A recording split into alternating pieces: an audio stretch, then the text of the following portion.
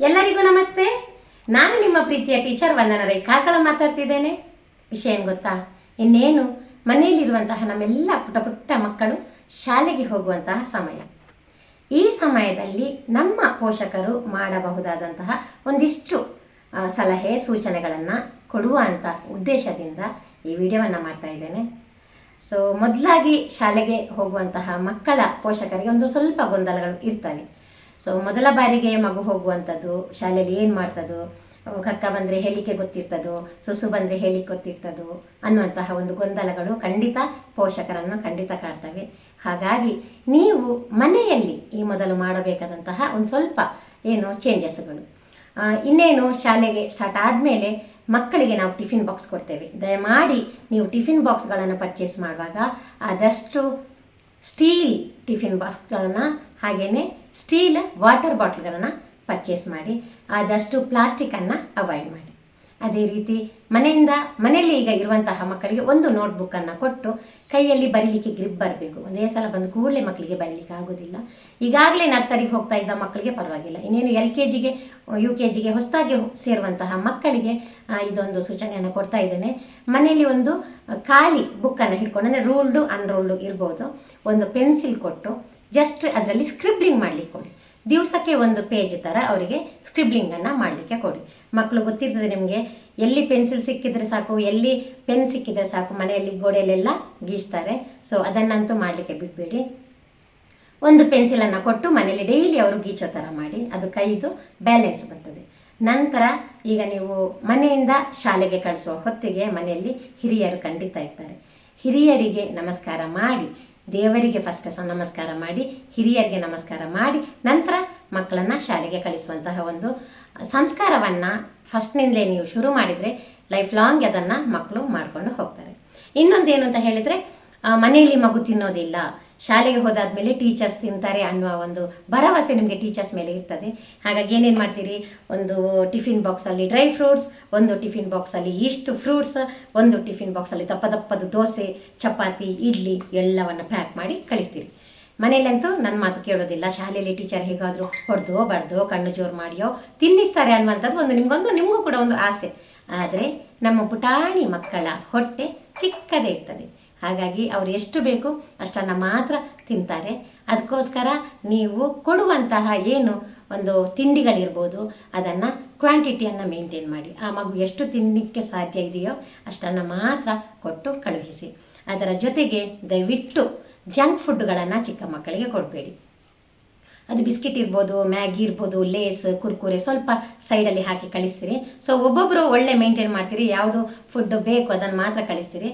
ಆದರೆ ಒಂದೊಂದು ಸಲ ನಿಮಗೆ ಪುರ್ಸೊತ್ತಿಲ್ಲದೇ ಇದ್ದಾಗ ಖಂಡಿತ ಪಟ ಮ್ಯಾಗಿ ಎಲ್ಲ ಮಾಡಿ ನೀವು ಕೊಡ್ತೀರಿ. ಅದನ್ನೆಲ್ಲ ಮಾಡಲಿಕ್ಕೆ ಹೋಗಬೇಡಿ. ಆದಷ್ಟು ಡ್ರೈ ಫ್ರೂಟ್ಸ್ ಪರವಾಗಿಲ್ಲ, ಫ್ರೂಟ್ಸ್ ಪರವಾಗಿಲ್ಲ, ಕಟ್ ಮಾಡಿದ್ದನ್ನು ಕೊಡಿ. ಬೆಳಿಗ್ಗೆ ತಿಂಡಿ ತಿಂದಿದ್ದಿದ್ರೆ ಒಂದು 10 ಗಂಟೆ ಹೊತ್ತಿಗೆ ಫ್ರೂಟ್ಸು ಕಟ್ ಮಾಡಿ ಕೊಡ್ಬೋದು. ಇಲ್ಲ ಬೆಳಿಗ್ಗೆ ಮಗು ತಿಂದಿಲ್ಲ ಅಂತ ಹೇಳಿದರೆ ಮನೆಯಲ್ಲಿ ಮಾಡುವಂತಹ ಯಾವುದೇ ದೋಸೆ, ಇಡ್ಲಿ, ಚಪಾತಿ ಅಂಥ ಐಟಮ್ಗಳನ್ನು ಕೊಡಿ. ನಂತರ ಶಾಲೆಗೆ ಬಂದಾದಮೇಲೆ ಮಕ್ಕಳಿಗೆ ಶಾಲೆಗೆ ಕಳಿಸುವಾಗ ಅವರ ಬ್ಯಾಗಲ್ಲಿ ಒಂದು ಎಕ್ಸ್ಟ್ರಾ ಜೊತೆ ಡ್ರೆಸ್ ಇರಲಿ. ಯಾಕೆ ಗೊತ್ತಾ? ಒಂದೇ ಸಲ ಬಂದಂತಹ ಮಗು ಶಾಲೆಯ ವಾತಾವರಣಕ್ಕೆ ಹೋಗಬೇಕಾಗ್ತದೆ. ಆಗ ಮನೆಯಲ್ಲಿ ಅಮ್ಮ ಇರ್ತಾರೆ ಹೇಳಲಿಕ್ಕೆ, ಇಲ್ಲಿ ಬಂದಾಗ ಅವರಿಗೆ ಒಂದೇ ಸಲ ಅತ್ತಾಗ ಹೊಸ ಪರಿಚಯ, ಹೊಸ ಮುಖಗಳು, ಟೀಚರ್ಸಿಗೆ ಸೆಟ್ ಆಗಬೇಕು, ಶಾಲೆಗೆ ಸೆಟ್ ಆಗಬೇಕು ಅಂಥ ಸಂದರ್ಭದಲ್ಲಿ ಸುಸು ಮಾಡುವಂತಹ ಚಾನ್ಸಸ್ ಇರ್ತದೆ. ಹೆದರಿಕೆ ಇರ್ಬೋದು ಮಗುವಿಗೆ, ಸೊ ಕಕ್ಕ ಮಾಡುವಂತಹ ಚಾನ್ಸಸ್ ಇರ್ತದೆ. ಹಾಗಾಗಿ ನೀವು ದಯವಿಟ್ಟು ಒಂದು ಜೊತೆ ಎಕ್ಸ್ಟ್ರಾ ಸುಲಭವಾಗಿ ಹಾಕಿ ತೆಗೆಯುವಂತಹ ಟೀ ಶರ್ಟ್ ಇರ್ಬೋದು, ಚಡ್ಡಿ ಇರ್ಬೋದು, ಅದನ್ನು ಒಂದು ಬ್ಯಾಗಲ್ಲಿ ಸಪ್ರೇಟ್ ಕವರಲ್ಲಿ ಹಾಕಿ ಕಳುಹಿಸಿ. ಇನ್ನೊಂದೇನು ಅಂತ ಹೇಳಿದರೆ, ಮಕ್ಕಳಿಗೆ ಚಡ್ಡಿ ಹಾಕುವಾಗ ಆದಷ್ಟು ಜಿಪ್ ಇರುವ ಚಡ್ಡಿಯನ್ನು ಅವಾಯ್ಡ್ ಮಾಡಿ. ಚಿಕ್ಕ ಪುಟಾಣಿ ಮಕ್ಕಳು ಪಾಪ ಒಂದೇ ಸಲ ಜಿಪ್ಪನ್ನು ಎಳೆಯುವಾಗ ಅವರು ಸುಸು ಮಾಡಬೇಕಾದ್ರೆ ಅವರ ಪ್ರೈವೇಟ್ ಪಾರ್ಟ್ಸ್ಗಳಿಗೆ ನೋವಾಗುವಂತಹ ಚಾನ್ಸಸ್ ಇರ್ತದೆ. ಹಾಗಾಗಿ ಆದಷ್ಟು ಜಿಪ್ಪನ್ನು ಅವಾಯ್ಡ್ ಮಾಡಿ ನಾರ್ಮಲ್ ಎಲಾಸ್ಟಿಕ್ ಚಡ್ಡಿಗಳನ್ನು ಹಾಕಿ. ನಾನೆಲ್ಲ ಇಲ್ಲಿ ಯಾರಾದರೂ ಸ್ಕೂಲ್ನವರು, ಆಡಳಿತ ಮಂಡಳಿ ಇರ್ಬೋದು, ಟೀಚರ್ಸ್ ಇರ್ಬೋದು, ಅವರ ಗಮನಕ್ಕೆ ತರುವುದೇನು ಅಂತ ಹೇಳಿದರೆ, ಚಿಕ್ಕ ಮಕ್ಕಳಿಗೆ ಆದಷ್ಟು ಎಲಾಸ್ಟಿಕ್ ಇರುವಂತಹ ಚಡ್ಡಿಗಳನ್ನೇ ಹೊಲಿಸಿ ಆದಷ್ಟು ಜಿಪ್ಪುಗಳನ್ನು ಅವಾಯ್ಡ್ ಮಾಡಿ. ಫಸ್ಟ್ ಸ್ಟ್ಯಾಂಡರ್ಡ್ ಹೋದ್ಮೇಲೆ ಮಕ್ಕಳಿಗೆ ಗೊತ್ತಾಗ್ತದೆ, ಪುಟಾಣಿ ಮಕ್ಕಳಿಗೆ ಗೊತ್ತಾಗೋದಿಲ್ಲ. ಯಾಕಂದರೆ ಇದು ನನ್ನ ಅನುಭವಕ್ಕೆ ಬಂದಿರುವಂಥದ್ದು. ನಮ್ಮ ಶಾಲೆಯಲ್ಲೂ ಒಂದು ಮಗುವಿಗೆ ಜಿಪ್ ಹಾಕುವಾಗ ಪಾಪ ಪ್ರೈವೇಟ್ ಪಾರ್ಟ್ಸ್ಗೆ ತಾಗಿ ಪಾಪ ಅದು ತೆಗಿಲಿಕ್ಕೆ ಬಾರದೆ ನಾವು ಹಾಸ್ಪಿಟ್ಲಿಗೆ ಕರ್ಕೊಂಡು ಹೋಗಿ ಅದನ್ನು ಜಿಪ್ಪನ್ನೇ ಕಟ್ ಮಾಡಿ ತೆಗೆದದ್ದು ಉಂಟು. ಅದಕ್ಕೋಸ್ಕರ ಎಲ್ಲರ ಗಮನಕ್ಕೆ ತರುವಂಥದ್ದು. ನಂತರ ಆದಷ್ಟು ನಾನು ಯಾವತ್ತೂ ಹೇಳ್ತೇನೆ, ಮಕ್ಕಳ ಎದುರುಗಡೆ ಟೀಚರ್ಸನ್ನು ಯಾವತ್ತೂ ನೀವು ಅವಳು ಇವಳು ಅನ್ನೋ ಥರ ಬೈಬೇಡಿ. ಮಗು ಎಲ್ಲವನ್ನ ಕೇಳ್ತಾ ಇರ್ತದೆ. ನಾವು ಮನೆಯಲ್ಲಿ ಯಾವ ಭಾಷೆ ಮಾತಾಡ್ತೇವೋ, ನಾವು ಹೇಗೆ ಮಾತಾಡ್ತೇವೋ ಅದರ ಮೇಲೆ ನಮ್ಮ ಮಕ್ಕಳು ಕೂಡ ಮನೆಯಿಂದ ಶಾಲೆಗೆ ಬರಬೇಕಾದ್ರೆ ಜೋರಾಗಿ ಸಿಟ್ಟು ಬಂದಾಗ ನೀವು ಮನೆಯಲ್ಲಿ ಏನು ಯೂಸ್ ಮಾಡಿರುವ ಪದಗಳು ಇರ್ತವೆಯೋ ಅದನ್ನು ಮಕ್ಕಳಿಗೆ ಅವರು ಶಾಲೆಯಲ್ಲಿ ಯೂಸ್ ಮಾಡ್ತಾರೆ. ಅದು ಶಾಲೆಯಲ್ಲಿ ಇರ್ಬೋದು, ಬಸ್ಸಿಂದ ಮಕ್ಕಳು ಶಾಲೆಯಿಂದ ಬಂದು ಯೂಸ್ ಮಾಡ್ಬೋದು, ಬಸ್ಸಲ್ಲಿ ಕೂಡ ಇರ್ಬೋದು, ಮನೆಯಲ್ಲಿ ಇರ್ಬೋದು. ಬೇಡಬೇಡದ ಪದಗಳ ಆದಷ್ಟು ಬಳಕೆಯನ್ನು ಮಕ್ಕಳ ಎದುರುಗಡೆ ಕಡಿಮೆ ಮಾಡಿ. ನಾವು ಹೊಸ ಹೊಸ ಪದಗಳಿಗೆ ಒಂದು ರೆಸ್ಪೆಕ್ಟ್ ಕೊಟ್ಟು ಮಾತಾಡಿದರೆ ಖಂಡಿತ ನಮ್ಮ ಮಕ್ಕಳು ಕೂಡ ಬೇರೆಯವರ ಎದುರುಗಡೆ ಮಕ್ಕಳಿಗೆ ರೆಸ್ಪೆಕ್ಟನ್ನು ಕೊಟ್ಟೆ ಮಾತಾಡ್ತಾರೆ. ಇನ್ನೊಂದು, ಮಕ್ಕಳಿಗೆ ಹುಷಾರಿಲ್ಲದೆ ಇದ್ದಾಗ ನೀವು ಮೆಡಿಸಿನ್ ಕೂಡ ಕೊಟ್ಟು ಕಳಿಸುವಂಥದ್ದು. ಯಾಕಂದರೆ ಇಬ್ಬರು ನೀವು ಕೆಲಸಕ್ಕೆ ಹೋಗ್ತೀರಿ, ಗಂಡ ಕೆಲಸಕ್ಕೆ ಹೋಗ್ತೀರಿ, ಹೆಂಡತಿ ಕೆಲಸಕ್ಕೆ ಹೋಗ್ತೀರಿ, ಮಗುವನ್ನು ನೋಡ್ಕೊಳ್ಳಿಕ್ಕೆ ಯಾರೂ ಇರೋದಿಲ್ಲ. ಅಂತಹ ಸಂದರ್ಭದಲ್ಲಿ ದಯವಿಟ್ಟು ಮಗುವಿಗೆ ಹುಷಾರು ಇಲ್ಲದೇ ಇದ್ದಾಗ ದಯವಿಟ್ಟು ಶಾಲೆಗಳಿಗೆ ಕಳುಹಿಸಬೇಡಿ. ಪುನಃ ಒಂದು 10-10:30 ಆಗುವಾಗ ಮಗುವಿಗೆ ಜೋರಾಗಿ ನಂತರ ಪುನಃ ನಿಮಗೆ ಕರೆ ಮಾಡಿದಾಗ ನೀವು ಆಫೀಸಲ್ಲಿ ಇರ್ತೀರಿ. ಈ ಕೆಲಸವನ್ನು ಮೊದಲೇ ಮಾಡಿದರೆ ನೀವು ಪುನಃ ಆಫೀಸಿಂದ ಬರುವಂತಹ ಚಾನ್ಸಸ್ ಇರೋದಿಲ್ಲ.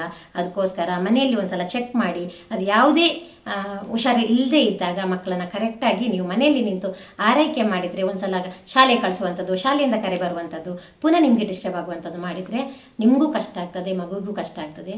ದಯವಿಟ್ಟು ನಂತರ ನಮ್ಮ ಶಾಲೆಗೆ ಬಂದಾದ್ಮೇಲೆ ಮಕ್ಕಳಿಗೆ ಒಂದು ಸಮಸ್ಯೆ ಏನು ಅಂತ ಹೇಳಿದ್ರೆ ಭಾಷೆ. ನಿಮ್ಮ ಮನೆಯಲ್ಲಿ ನಿಮ್ಮ ಭಾಷೆಗಳನ್ನು ಮಾತಾಡ್ತೀರಿ. ತುಳು ಇರ್ಬೋದು, ಕನ್ನಡ, ಕೊಂಕಣಿ, ಬೇರೆ ಯಾವುದೇ ಹಿಂದಿ ಮಾತಾಡುವಂತಹ ಭಾಷೆ ಮನೆಯಲ್ಲಿ ಮಾತಾಡ್ತೀರಿ.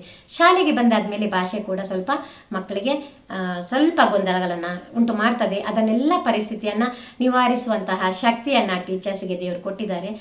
ಟೀಚರ್ಸ್ ಈ ಟೈಮಲ್ಲಿ ಹೇಗಿರ್ತಾರೆ ಗೊತ್ತಾ? ಆ ಪುಟಾಣಿ ಮಕ್ಕಳೆಲ್ಲ ಬರಬೇಕಾದ್ರೆ ಸಿಟ್ಟಲ್ಲಿ ಟೀಚರ್ಸ್ಗೆ ಕಚ್ತಾರೆ, ಉಗಿತಾರೆ, ಪರಿಸ್ತಾರೆ. ಅವ್ರು ಏನು ಮಾಡ್ತಾರೆ ಅವರಿಗೆ ಗೊತ್ತಿರೋದಿಲ್ಲ, ಓಡ್ತಾರೆ. ಆ ಎಲ್ಲ ಮಕ್ಕಳನ್ನ ಕಂಟ್ರೋಲ್ ಮಾಡುವಂಥ ಶಕ್ತಿ ಇರುವಂಥದ್ದು ನಮ್ಮ ಪುಟಾಣಿ ಮಕ್ಕಳ ಟೀಚರ್ಸಿಗೆ. ಹಾಗಾಗಿ ನಾನು ದೇವರಲ್ಲಿ ಒಂದೇ ಕೇಳೋದು, ಆದಷ್ಟು ನಮ್ಮ ಚಿಕ್ಕ ಮಕ್ಕಳ ಟೀಚರ್ಸಿಗೆ ನೆಮ್ಮದಿಯನ್ನು ಕೊಡಿ, ಒಂದು ತಾಳ್ಮೆಯನ್ನು ಕೊಡಿ ಹೇಳೋದು. ದಯವಿಟ್ಟು ಎಲ್ಲ ಟೀಚರ್ಸಿಗೆ ಬೇಕಾಗಿರುವಂಥದ್ದು ಈ ಸಮಯದಲ್ಲಿ ತಾಳ್ಮೆ.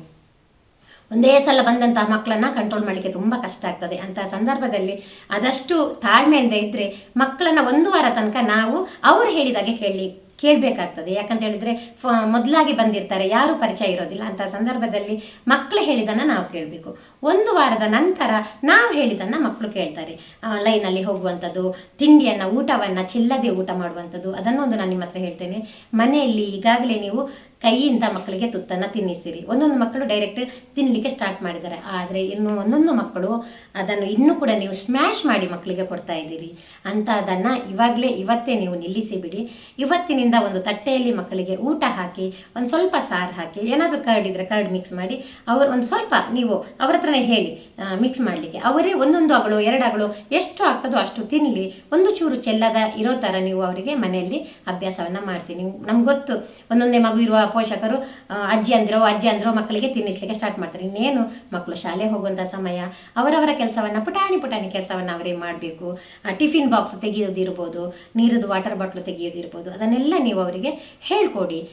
ಶಾಲೆಗೆ ಬಂದಾಗ ಅದೆಲ್ಲ ಈಸಿ ಆಗ್ತದೆ. ಹಾಗಾಗಿ ಇದು ಎಷ್ಟು ನನಗೆ ಗೊತ್ತಿದೆಯೋ ಅದನ್ನು ನಾನು ನಿಮ್ಮ ಜೊತೆ ಶೇರ್ ಮಾಡಿದ್ದೇನೆ. ಆದಷ್ಟು ಮತ್ತೆ ಈ ಹುಡುಗಿಯರಿಗೆ ನಾವು ಶಾಲೆ ಕಳಿಸಬೇಕಾದ್ರೆ ರಬ್ಬರ್ ಬ್ಯಾಂಡ, ಹೇರ್ ಬ್ಯಾಂಡ್ ಹಾಕ್ತೇವೆ. ಅದರಲ್ಲಿ ಬೀಡ್ಸ್ಗಳಿರ್ತದೆ. ಆ ಬೀಡ್ಸ್ ಏನಾದರೂ ಕಟ್ ಆದರೆ ಆ ಬೀಡ್ಸ್ ಎಲ್ಲ ಕೆಳಗಡೆ ಉದುರ್ತದೆ. ಆ ಬೀಡ್ಸ್ಗಳನ್ನೆಲ್ಲ ಮೂಗಿಗೆ ಹಾಕ್ಕೊಳ್ತಾರೆ, ಕಿವಿಗೆ ಹಾಕ್ಕೊಳ್ತಾರೆ. ಇದು ದಯವಿಟ್ಟು ಮಾಡಬೇಡಿ. ಆದಷ್ಟು ನೀವು ಪ್ಲೇನ್ ಇರುವಂತಹ ರಬ್ಬರ್ ಬ್ಯಾಂಡ್ ಇರ್ಬೋದು, ಪ್ಲೇನ್ ನಾವು ಹಾಕ್ತೇವೆ, ಆ ಥರದ್ದೆಲ್ಲ ಐಟಮ್ಸ್ಗಳನ್ನು ಮಕ್ಕಳಿಗೆ ಅದನ್ನು ಆದಷ್ಟು ಅವಾಯ್ಡ್ ಮಾಡಿ. ನಮ್ಮ ಶಾಲೆಯಲ್ಲಿ ನಾವು ಬ್ಲ್ಯಾಕ್ ಕಲರ್ ರಬ್ಬರ್ ಬ್ಯಾಂಡನ್ನು ಯೂಸ್ ಮಾಡಲಿಕ್ಕೆ ಹೇಳ್ತೇವೆ. ಅದೇ ರೀತಿ ಬರುವಾಗ ಒಂದು ನಿರ್ದಿಷ್ಟವಾದ ಚಪ್ಪಲ್ಗಳು, ನಮ್ಮ ಶಾಲೆಯಲ್ಲಿ ಬ್ಲ್ಯಾಕ್ ಸ್ಯಾಂಡಲ್ಸ್ ಮಾತ್ರ. ಯಾಕಂತ ಹೇಳಿದ್ರೆ ಈಗಿನ ಶೆಕೆಯಲ್ಲಿ ನಿಮಗೆ ಗೊತ್ತಿದೆ, ಶೂಸ್ ಹಾಕಿದರೆ, ಸಾಕ್ಸ್ ಹಾಕಿದರೆ ಅದು ಮಕ್ಕಳಿಗೆ ಕಾಲು ಬೆವುತು ವಾಸನೆ ಬರುವಂತಹ ಚಾನ್ಸಸ್ ಇರ್ತದೆ. ಆದಷ್ಟು ಅವರು ಫ್ರೀ ಆಗಿರಲಿ ಅನ್ನುವ ಕಾರಣಕ್ಕೆ ನಮ್ಮ ಶಾಲೆಯಲ್ಲಿ ನಾವು ಬ್ಲ್ಯಾಕ್ ಸ್ಯಾಂಡಲ್ಸ್ ಮಾತ್ರ ನಾವು ಯೂಸ್ ಮಾಡಲಿಕ್ಕೆ ಹೇಳ್ತೇವೆ. ಹಾಗಾಗಿ ನಮ್ಮ ಶಾಲೆ ಇರ್ಬೋದು, ನಿಮ್ಮ ಬೇರೆ ಬೇರೆ ಯಾರಾದರೂ ನೋಡುವವರಿದ್ರೆ ನಿಮ್ಮ ಶಾಲೆಯಲ್ಲಿ ಏನು ಹೇಳ್ತಾರೋ ಅದನ್ನು ಅಚ್ಚುಕಟ್ಟಾಗಿ ಯೂನಿಫಾರ್ಮ್ ಇರ್ಬೋದು, ಯೂನಿಫಾರ್ಮನ್ನು ಐರನ್ ಮಾಡುವಂಥದ್ದು, ಒಟ್ರಾಶಿ ಮಕ್ಕಳನ್ನು ಕಳಿಸಬೇಡಿ. ಸೊ ನೀವು ಹೇಗೆ ಮಕ್ಕಳನ್ನ ಕಳಿಸ್ತೀರ ಅದೇ ಅದಕ್ಕೆ ಕಂಟಿನ್ಯೂ ಆಗ್ತದೆ. ಒಂದು ಶಾಲೆ ಅಂದರೆ ಹೀಗೆ ಇರ್ತದೆ, ಒಂದು ಶಿಸ್ತು ಅನ್ನುವಂಥದ್ದು ಇರ್ತದೆ, ಡಿಸಿಪ್ಲಿನ್ ಇರ್ತದೆ. ಅದನ್ನೆಲ್ಲ ಮೇಂಟೈನ್ ಮಾಡಿ ನಿಮ್ಮ ಮಕ್ಕಳನ್ನು ಖಂಡಿತ ನಮ್ಮ ಮಕ್ಕಳಿಗಿಂತ ಹೆಚ್ಚಾಗಿ ನಾವು ನೋಡ್ಕೊಳ್ತೇವೆ, ಭರವಸೆಯನ್ನು ಕೊಡ್ತೇವೆ. ಏನಾದರೂ ನಿಮಗೆ ಸಂಶಯಗಳಿದ್ದಲ್ಲಿ ಖಂಡಿತ ಟೀಚರ್ಸ್ ಜೊತೆ ಶೇರ್ ಮಾಡಿ. ಇನ್ನೊಂದೇನು ಅಂತ ಹೇಳಿದರೆ, ವೆಹಿಕಲಲ್ಲಿ ಬರುವಂತಹ ಮಕ್ಕಳು ಒಂದೊಂದು ಸಲ ನೀವು ಹೇಳಿರೋದಿಲ್ಲ, ಫಸ್ಟ್ ನಿಮಗೂ ಕೂಡ ಗೊತ್ತಿರೋದಿಲ್ಲ. ವೆಹಿಕಲಲ್ಲಿ ಯಾರ್ದಾದ್ರೂ ಡ್ರೈವರ್ಸ್ದು ಫಸ್ಟ್ ನಂಬರನ್ನು ತೆಗೆದಿಟ್ಟಿರಿ. ಏನಾದರೂ ಇದಾದರೆ ಮಗುದ ಹೆಸರು ಹೇಳಿ ಈ ಏರಿಯಾ ಅಂತ ಹೇಳಿದರೆ ಡ್ರೈವರ್ಸ್ಗೂ ಕೂಡ ಈಸಿಯಾಗಿ ಅರ್ಥ ಆಗ್ತದೆ. ಒಂದು ಪ್ರೈವೇಟ್ ಗಾಡಿಗಳಲ್ಲಿ ಕಳಿಸ್ತೀರಿ ಅಂಥವರು ಡೈರೆಕ್ಟ್ ನೀವು ಶಾಲೆಗೆ ನಾವೇ ಬಂದು ಮಕ್ಕಳನ್ನು ಕರ್ಕೊಂಡು ಹೋಗ್ತೇವೆ, ನಾವೇ ಬಿಡ್ತೇವೆ ಅಂತ ಹೇಳಿದರೆ ಟೀಚರ್ ಗಮನಕ್ಕೂ ಕೂಡ ಅದು ಬರ್ತದೆ. ಇವಿಷ್ಟು ಒಂದು ಪುಟ್ಟ ಪುಟ್ಟ ಮಕ್ಕಳು ಶಾಲೆಗೆ ಬರುವಾಗ ಬೇಕಾದಂತಹ ಮಾಹಿತಿಯನ್ನು ಪೋಷಕರಿಗೆ ನಾನು ಕೊಟ್ಟಿದ್ದೇನೆ. ಇನ್ನೇನಾದರೂ ಈ ವಿಡಿಯೋವನ್ನು ಬೇರೆ ಶಾಲೆಯ ಟೀಚರ್ಸ್ ಏನಾದರೂ ನೋಡ್ತಾ ಇದ್ದರೆ ನೀವು ಕೂಡ ಕೆಳಗಡೆ ಕಮೆಂಟ್ಸಲ್ಲಿ ಹಾಕ್ಬೋದು. ನಿಮಗೆ ಏನಾದರೂ ಪ್ರಾಬ್ಲಮ್ ಆಗಿದ್ದರೆ ಅದನ್ನು ದಯವಿಟ್ಟು ಕಮೆಂಟ್ಸ್ಗಳಲ್ಲಿ ಹಾಕಿ. ನಮ್ಮ ಉದ್ದೇಶ ಒಂದೇ, ಬರುವಂತಹ ಮಕ್ಕಳು ಖುಷಿ ಖುಷಿಯಿಂದ ಶಾಲೆಗೆ ಬರಬೇಕು. ಯಾವತ್ತವರಿಗೆ ಶಾಲೆ ಅನ್ನುವಂಥದ್ದು ಬರ್ಡನ್ ಆಗಬಾರ್ದು. ಮಗದೊಮ್ಮೆ ಎಲ್ಲ ಮಕ್ಕಳಿಗೆ ಇನ್ನೇನು ಶಾಲೆ ಆರಂಭ ಆಗ್ತದೆ, ಬರುವಂತಹ ಪುಟಾಣಿ ಮಕ್ಕಳಿಗೆ, ಹೊಸ ಮಕ್ಕಳಿಗೆ ನಮ್ಮ ಪ್ರೀತಿಯ ಶಾಲೆಗಳಿಗೆ ಆದರದ ಸ್ವಾಗತವನ್ನು ಬಯಸ್ತಾ ಇದ್ದೇವೆ.